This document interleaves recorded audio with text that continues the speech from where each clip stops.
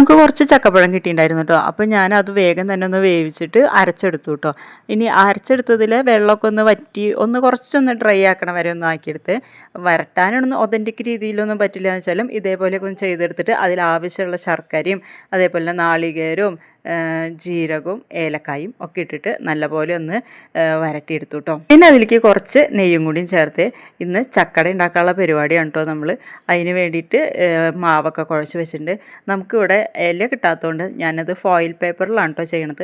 ആദ്യമായിട്ടാണ് കേട്ടോ ഞാനിങ്ങനെ ഫോയിൽ പേപ്പറിൽ അട ഉണ്ടാക്കണം. നാട് വിട്ട് നിൽക്കുന്നവർക്ക് ശരിക്കും മനസ്സിലാവും ചക്കയും മാങ്ങയും അതിൻ്റെയൊക്കെ ഒരു വില എന്ന് പറയണത്. ഒരു ലേശം ചക്ക കിട്ടിയാൽ തന്നെ ഭയങ്കര സന്തോഷമാണ് കേട്ടോ.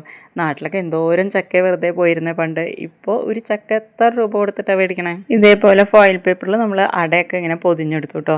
എനിക്ക് ആദ്യമൊക്കെ അറിയണ്ടായിരുന്നില്ല കേട്ടോ ഇങ്ങനെ ചെയ്യാൻ പറ്റുമെന്ന്. അപ്പോൾ ഇതേപോലെയൊക്കെ ആക്കി നമ്മൾ ഇത് പുഴുങ്ങാനായിട്ട് വെച്ചു കേട്ടോ. അതിന് അടിപൊളിയായിരുന്നു കേട്ടോ ചക്കട. So tasty.